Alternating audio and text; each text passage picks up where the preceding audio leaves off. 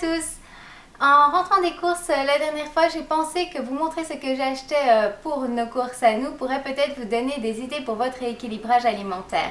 Je vous ai posé la question sur Facebook et j'ai eu plein de retours positifs par rapport à ça, me disant que ça vous intéressait. Donc c'est parti, on va voir ensemble ce que nous achetons alors en produits frais comme les fruits et légumes, mais également ce qu'on achète en conserve, en féculents, en protéines. On va voir cela ensemble. Cette vidéo n'est pas pour vous dire ce que vous devez manger, c'est simplement un partage de ce que nous achetons, ma famille et moi-même, pour manger de manière équilibrée pendant toute la semaine et tout en se faisant plaisir. Les goûts, c'est vraiment quelque chose qui ne se discute pas. C'est très personnel. Vous me connaissez maintenant, vous savez que moi j'adore ce qui est salade composée. On en mange très souvent et je sais que pour certaines personnes ce n'est pas votre truc, mais ce n'est pas grave, il y a moyen de trouver d'autres choses.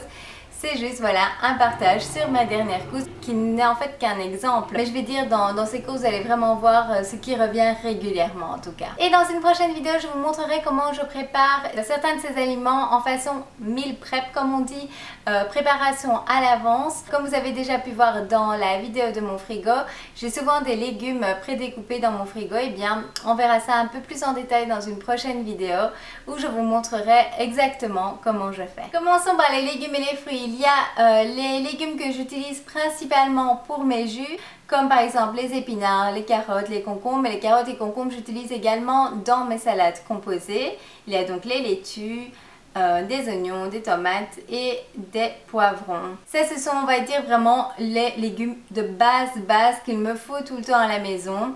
Après il nous arrive également d'acheter d'autres légumes en fonction de ce qui est disponible et de saison de préférence. Au niveau des fruits, même chose, on essaye de choisir ceux qui sont plutôt de saison. Ici on a beaucoup de chance aux Philippines, c'est qu'il y a de très bons fruits et qu'il y en a souvent sur l'année. J'achète souvent de la pastèque aussi bien pour manger en encas que pour passer dans le jus. Les pommes vertes en général c'est vraiment pour les jus. Si vous voulez plus d'informations sur comment je fais mes jus, je vous mettrai également les liens vers les vidéos ci-dessous. Et puis il y a les fruits locaux comme la mangue, le mangoustan, le rambutan, le fruit de la passion. Ça c'est vraiment en fonction de la saison.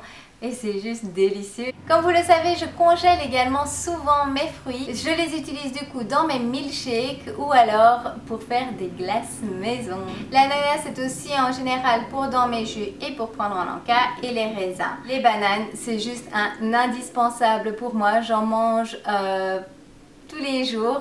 J'en mange pas non plus en grosse quantité, mais on va dire que sur les petites bananes je vais mettre une demi, si c'est une grande, un tiers de bananes congelées dans mon shake chaque matin.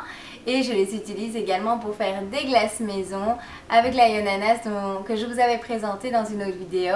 Ça fait une glace maison super saine et délicieuse. Passons à présent à ce qui est conserve et autres, c'est un petit mix. Donc vous voyez là que j'achète du ketchup bio, c'est principalement pour mon fils en fait. Il aime le ketchup donc j'essaye de choisir quand même un ketchup de qualité. J'avais également le ketchup basique, miel c'est pour sur les tartines de mon fils, la confiture bio également. Comme vous voyez il y a là du beurre de cacahuète qu'on utilise mais peu, et c'est pour ça qu'on l'achète en petits pots parce que le beurre de cacahuète est quand même assez calorique et ici en plus il est sucré.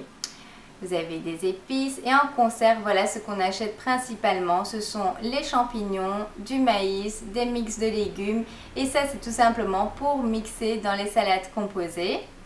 Il y a également les gros pots que vous voyez là, c'est de la sauce tomate bio que j'utilise pour faire une sauce tomate maison pour mélanger avec les spaghettis. Et alors oui, il y a beaucoup de boîtes de thon, je sais, mais on aime beaucoup ça. C'est du thon au naturel, donc ça veut dire qu'il n'a pas d'huile dans ces boîtes. Et c'est une superbe source de protéines qui ne contient pas en fait énormément de calories. Je sais qu'il y a des choses qui sont dites sur le thon en boîte, etc. On fait chacun au mieux en fonction de ce qu'on a de disponible auprès de soi, en fonction de ses moyens. Également, il ne faut pas oublier, manger équilibré, je sais que ça peut représenter un coût et pour moi les boîtes de thon c'est juste quelque chose de très abordable pour tout le monde et qui peut vraiment aider à avoir une nutrition équilibrée. Vous avez également là de la noix de coco râpée que j'utilise en parcimonie au-dessus des glaces ou des shakes. Comme autre protéine, il y a également du yaourt nature que j'utilise pour mes shakes, mais également que mon fils utilise au niveau de son encas. Un des seuls produits laitiers en fait qu'on utilise avec un petit peu de fromage de temps en temps comme vous voyez. Ou sinon, si on veut une version quelque chose de lacté, on va dire, on consomme une boisson soja nature ou du lait d'amande.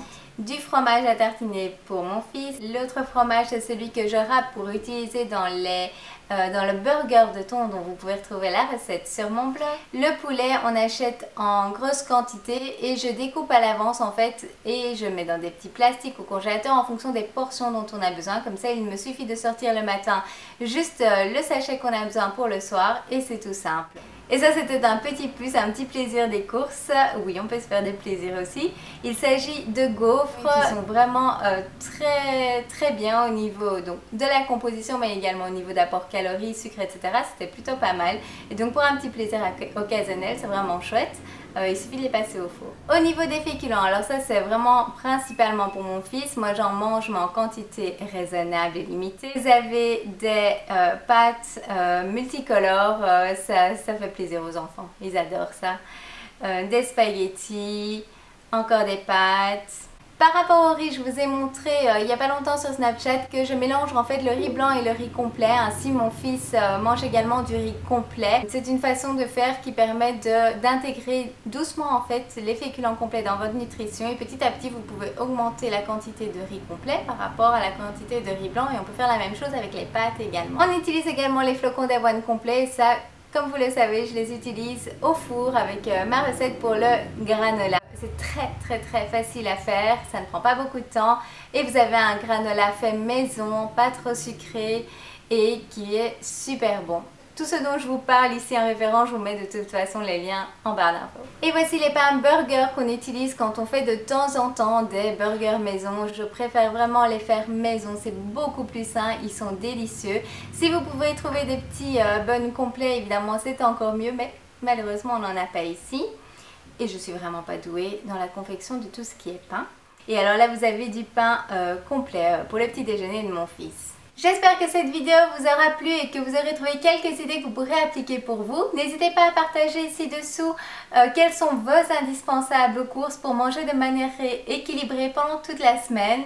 Si vous avez des astuces également, n'hésitez vraiment pas à partager avec les autres. Ce que j'aime ici, c'est que c'est vraiment une communauté, donc au plus on partage, au plus facile est le rééquilibrage alimentaire. Je vous mets ci-dessous en barre d'infos le lien vers la vidéo dans mon frigo où vous allez pouvoir encore voir d'autres choses que l'on consomme ou la manière dont je les prépare et ça pourra vraiment compléter en fait cette vidéo-ci. Moi je vous donne rendez-vous dans une prochaine vidéo et en attendant pensez à vous abonner à ma chaîne, c'est tout à fait gratuit, ou vous pouvez également aller sur mon blog lesconseilsdesylvie.com et laisser là votre email. Qu'est-ce que ça va changer par rapport au fait de juste s'abonner à ma chaîne, c'est que je vous enverrai un petit mail lorsque je partage de nouvelles vidéos. N'hésitez pas à me rejoindre sur les différents réseaux sociaux où je vous partage encore plus d'informations, d'astuces et de partage de ma vie de tous les jours. D'ailleurs, si vous ne me suivez pas encore sur Snapchat, je vous y invite, je prends vraiment beaucoup de plaisir à filmer des petites séquences comme ça pendant toute la journée pour encore plus partager avec vous. Je vous donne rendez-vous dans une prochaine vidéo, à bientôt!